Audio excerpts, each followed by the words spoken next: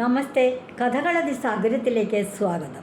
നമ്മളിപ്പോൾ പഞ്ചതന്ത്രം എന്ന കഥ പറഞ്ഞുകൊണ്ടിരിക്കുകയാണ്. പഞ്ചതന്ത്രത്തിൽ രണ്ടാമത്തെ തന്ത്രമായ മിത്രലാഭം എന്ന തന്ത്രത്തിലെ രണ്ടാമത്തെ കഥയാണ് പറയുന്നത്. കഴിഞ്ഞ കഥയിൽ പറഞ്ഞത് ഒരു വലിയ മരത്തിൽ താമസിച്ചിരുന്ന കാക്ക കുടുംബത്തെ വല വച്ച് പിടിക്കാൻ, ഏതെങ്കിലും ഒന്ന് വീഴുമെന്ന് കരുതി വല വച്ച് പിടിക്കാൻ വന്ന വേടൻ്റെ വലയിൽ വേടൻ വിതറിയ ഭക്ഷണം കഴിക്കാനായിട്ട് അവിചാരിതമായിട്ടൊരു മാടപ്രാവും കൂട്ടുകാരും വന്നുപെട്ടു. അവരെ ആ ഭക്ഷണം കഴിക്കാൻ കയറിയോട് കൂടിയിട്ട് വലയിൽ അങ്ങോട്ട് കുടുങ്ങുകയും ചെയ്തു.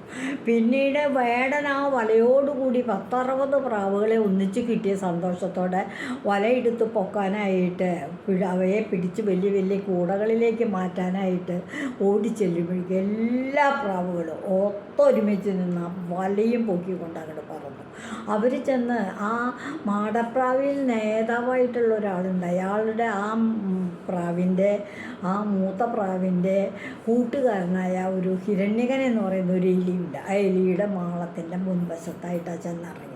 അവിടെ ചെന്ന് മാളത്തിനകത്ത് ഇവർ വലയിൽ കുടുങ്ങിക്കിടക്കുന്ന എല്ലാ പ്രാവുകളും ശബ്ദമുണ്ടാക്കി എലിമാളത്തിൽ നിന്നും വന്ന ഹിരണ്യകൻ എന്ന എലിയും കൂട്ടുകാരും കൂടി വല അറുത്ത് മുറിച്ച് കരണ്ട് മുറിച്ച് ആ പ്രാവുകളെയൊക്കെ രക്ഷിക്കുകയും ചെയ്തു. ഇതാണ് മിത്രലാഭത്തിലെ ആദ്യത്തെ കഥ. രണ്ടാമത്തെ കഥ എന്ന് പറയാൻ പോവുക. അപ്പം കാക്കങ്ങനെ നോക്കി ഈ വലയും കൊണ്ട് വേടൻ വന്ന് ഭക്ഷണം വിതരണ കണ്ടപ്പോൾ ഇനി എന്ത് സംഭവിക്കും തൻ്റെ ഭാര്യയും മക്കളും തന്നെ വന്ന് കുടുങ്ങോ എന്നൊക്കെ വിചാരിച്ചിരിക്കുമ്പോഴേക്കും പ്രാവും കൂട്ടുകാരും വന്നു കൂടി. ഇനി അവരെ പിടിക്കാനായിട്ട് വേടം വരുമ്പോഴേക്കും ഇവർ വലയും കൊണ്ട് പൊക്കി പറന്നത് കൊണ്ട് ഈ വലയും കൊണ്ട് ഇവരെവിടെയൊക്കെ ഈ പോണേ നോക്കാലോ എന്ന് കരുതി പുറകെ പറന്നു പോകണ്ടായിരുന്നു. വലയിൽ നിന്നും ഈ പ്രാവുകളെല്ലാം രക്ഷപ്പെട്ട് കഴിഞ്ഞപ്പോൾ ഈ കാക്കയ്ക്ക് തോന്നി, ആൺകാക്കയ്ക്ക് തോന്നി, ഈ എലിയുടെ നേതാവായിട്ടുള്ള ഹിരണ്യകൻ ഇയാൾ നല്ലൊരു എലിയാണല്ലോ, ഗണപതി ഭഗവാന്റെ വാഹനമല്ലേ, നല്ല മനസ്സ്, കാരണം ഇത്രയേറെ പ്രാവുകളുടെ ജീവൻ രക്ഷിച്ചതല്ലേ, ഈ എലിയുമായിട്ട് തനിക്ക് കൂട്ടുകൂടാമെന്ന് കരുതി ചെന്ന്, അതേ ചങ്ങാതി, നമുക്കിനി കൂട്ടായിട്ട് ജീവിക്കാട്ടോ, ഞാൻ കണ്ടു നിങ്ങളുടെ ഈ സൽപ്രവൃത്തി, ഒരൊറ്റ ആൾ കാരണം ഈ പ്രാവുകളൊക്കെ രക്ഷപ്പെട്ടെ, ഇല്ലെങ്കിൽ എല്ലാത്തിനും വേടം കൊണ്ടുപോയി തിന്നേനെ, ആഹാരമാക്കിയേനെ. അപ്പോൾ പറഞ്ഞത് അതുകൊണ്ട് നമുക്ക് തമ്മിൽ സൗഹൃദം ആവാട്ടോ, കൂട്ടായിട്ട് ജീവിക്കാട്ടോ. അപ്പോൾ എലി പറഞ്ഞു, എൻ്റെ ചങ്ങാതി, ജന്മന നമ്മൾ ശത്രുക്കളാണ്. ഒരു കാക്ക കുഞ്ഞിനെ കണ്ട ഞങ്ങൾ എലി കടിച്ചു കൊണ്ടുപോയി തിന്നാം, അല്ലെങ്കിൽ എലിക്കുഞ്ഞിനെ കണ്ട കാക്കകൾ തൻ്റെ മക്കൾക്ക് തിന്നാൻ കൊടുക്കാൻ കുത്തിപ്പറക്കി കൊണ്ടുപോകും. ഇങ്ങനെ ജന്മനാ ശത്രുക്കളായിട്ടുള്ള നമ്മൾ തമ്മിൽ എങ്ങനെ സൗഹൃദമില്ലാമെന്ന് പറയണേ? അതൊന്നും ശരിയാവില്ല. അതൊക്കെ വെറുതെ വിചാരിക്കേണ്ടത്. ഈ സൗഹൃദത്തിന് ഒരു മൂർച്ചയൊന്നും ഉണ്ടാവില്ല. നമ്മൾ തമ്മിൽ ഒരു മൈത്രിയോ അങ്ങനെയൊന്നും ഒരു കാലത്ത് നമുക്ക് യോജിച്ച് പോകാനായിട്ട് പറ്റില്ല. കാരണം ശത്രുതയിലാണ് ജനിക്കുന്നത്, അങ്ങും പരസ്പരം കൊന്നു തിന്നായിരിക്കുന്നവരാ. അപ്പോൾ കാക്ക എന്ത് പറഞ്ഞു, നീ എത്രയോ പ്രാവുകളെ പക്ഷികളെ ജീവൻ രക്ഷിച്ച്, അതുകൊണ്ട് ഞാനത് കണ്ടതാണ്. ഇത്രയേറെ പക്ഷികളുടെ ജീവൻ രക്ഷിച്ച അല്ലയോ മൂഷിക, എലിയെ വിളിക്കണത് അല്ലയോ മൂഷിക, നിന്നെ ഒരൊറ്റ പക്ഷികളിൽ നിന്നും നിനക്കൊരു ഉപദ്രവം ഉണ്ടാവില്ല, കാര്യം ഉറപ്പാണ്. ഒരു കാലത്ത് നിന്നെ ഭക്ഷിക്കില്ല. ആപത്തിൽപ്പെട്ട ചിത്രഗിരീവനെ രക്ഷിച്ച, ചിത്രഗിരീവൻ ആ മാടപ്രാവിൻ്റെ പേരാ, നിന്നെ ഞങ്ങൾ ആരും ചതിക്കില്ല എന്നൊക്കെ ഉറപ്പ് പറഞ്ഞു. എന്നാൽ കാക്ക എന്ന വർഗത്തിനെല്ലാം ഒരു ശത്രുതയാണ്, ഈ ജന്മന ഒരു ചാബല്യമുണ്ടെന്ന് ഈ മൂഷികൻ പറഞ്ഞു. ഒരിക്കലും എലിയും കാക്കയും തമ്മിൽ ചേരില്ല. അതുകൊണ്ട് ചതിക്കാനായിട്ട് ഒരു മടിയില്ല. ഒരവസരം കിട്ടിയാൽ നമ്മൾ പരസ്പരം അങ്ങോട്ടും ഇങ്ങോട്ടും ചതിക്കും. ഇപ്പോൾ എന്തെങ്കിലും ശത്രുത ഉണ്ടായിട്ടാണോ ഒരു തരത്തിൽ പൂച്ച എലിയും പൂച്ചയും തമ്മിൽ, രണ്ടും ഈ ഭൂമിയിലുള്ളവരാണ്, രണ്ടു കൂട്ടരും തമ്മിൽ ജന്മനാ ശത്രുക്കളാണ്. എത്ര സ്നേഹം പൂച്ച എലികളോട് കാണിച്ചാലും തരം കിട്ടിയവരുടെ കൊന്നം കൊടുത്തില്ല, അത് ജന്മനാ ശത്രുക്കളായതുകൊണ്ട്. അതുപോലെ പശുക്കളെ പിടിച്ച് തിന്നുന്നുണ്ട് കാട്ടിൽ കരടികളൊക്കെ. ഈ കരടികൾക്കൊക്കെ പശുക്കളോട് വല്ല വൈരാഗ്യം ഉണ്ടായിട്ടാണോ? ഒരു വൈരാഗ്യമില്ല. പക്ഷേ ഭക്ഷണത്തിൻ്റെ കാര്യം വരുമ്പോൾ അവർ തമ്മിൽ ശത്രുക്കളാണ്. ഈ വ്യാഘ്രങ്ങളാണ് പശുക്കളെയൊക്കെ തമ്മിലുള്ള അങ്ങനെയുള്ളവർ തമ്മിലുള്ള ബന്ധുത്വം ഒരിക്കലും നല്ലതല്ലെന്ന് പറഞ്ഞു. അപ്പോൾ കാക്ക പറഞ്ഞു, നിൻ്റെ വാക്കുകളൊക്കെ സത്യം തന്നെയാണ്, നീ പറഞ്ഞതൊക്കെ കാര്യം തന്നെയാണ്. പക്ഷെ നിൻ്റെ സൗഹൃദം ഇല്ലെങ്കിൽ ഞാൻ എന്തിനാ ജീവിക്കണേ? വല്ല പ്രായോപവേശം ചെയ്ത്, അതായത് പട്ടിണി കിടന്ന് തമ്മിൽ ചേർക്കുവാൻ അത് ഒരിക്കലും എൻ്റെ ദേഹം ഞാൻ ഉപേക്ഷിക്കാൻ പോവുക. നിൻ്റെ സൗഹൃദം ഇല്ലെങ്കിൽ എനിക്കിനി ജീവിക്കുകയേ വേണ്ട. അപ്പോൾ എലി പറഞ്ഞു, ലോഹങ്ങൾ തമ്മിൽ ചേർക്കാൻ അത് അലിയണം. ഇപ്പോൾ ചെമ്പും പിച്ചളയും സ്വർണവും ചെമ്പും കൂടി ചേർക്കും, തങ്കവും ചെമ്പും കൂടി ചേർത്തിട്ടാണ് സ്വർണ്ണം ഉണ്ടാക്കണേ.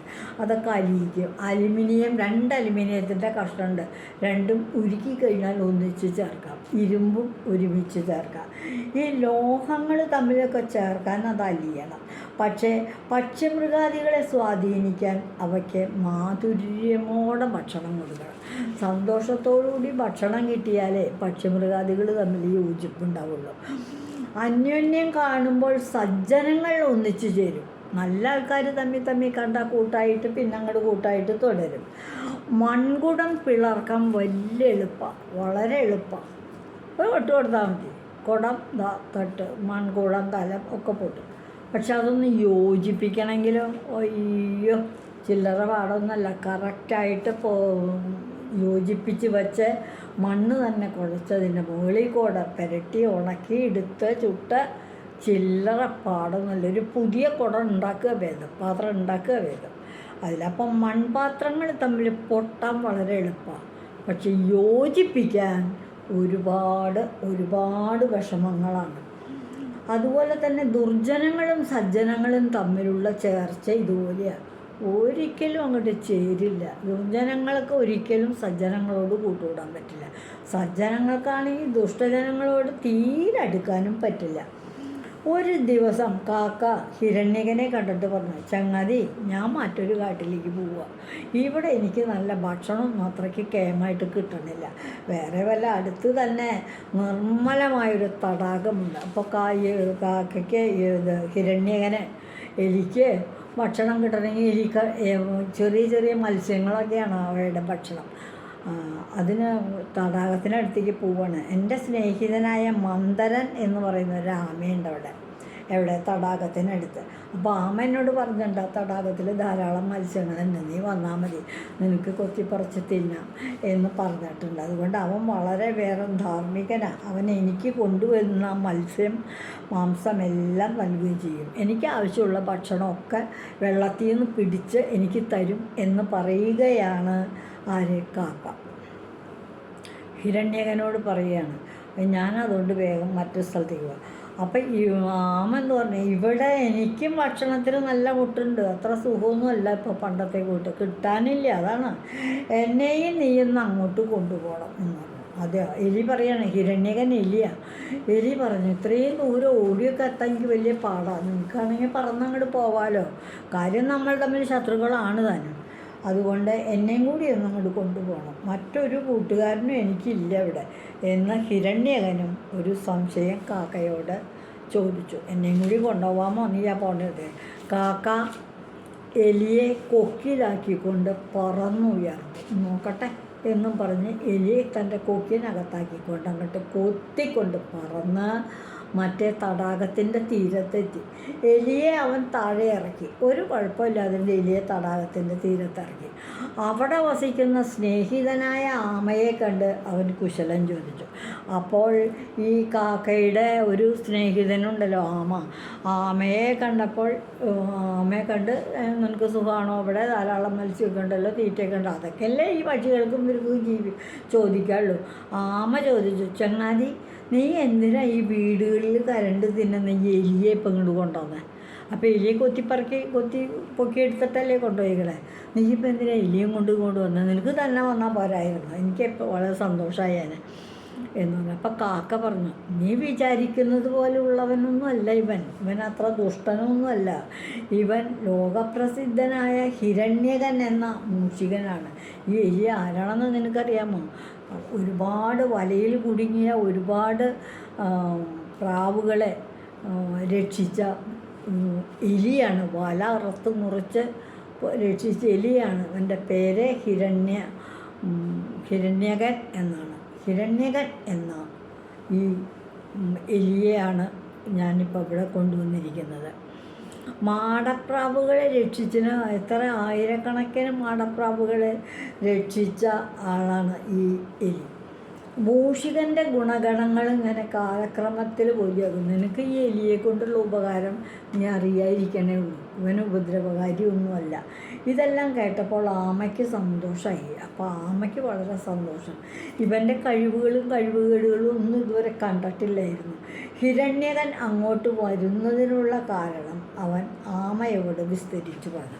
അപ്പം എന്തുകൊണ്ടാണ് ഈ എലി ഹിരണ്യകൻ ആമയുടെയൊക്കെ ആവാസകേന്ദ്രമായ തടാകത്തിനടുത്തേക്ക് വന്നത് എന്നുള്ള കാര്യം ആമ തന്നെ ആമയുടെ പറയുകയാണ്. ആമയോട് പറയാനായിട്ട് തയ്യാറെടുക്കുകയാണ്. ഇന്ന് ഈ കഥ ഞാനിവിടെ നിർത്തുകയാണ്. ഇതുവഴി വന്നാലും ഇത്തിരി നേരം ഇരുന്നാലും കഥകൾ കേട്ടാലും കളിയായി പറയും കഥയാണേ, കാര്യം പറയും കഥയാണേ. എല്ലാവർക്കും നന്ദി. കഥകളുടെ അതിസാഗരം എന്ന നമ്മുടെ ചാനൽ കാണൂ. മറ്റുള്ളവരെ കാണാനായിട്ട് നിങ്ങൾ പ്രേരിപ്പിക്കും.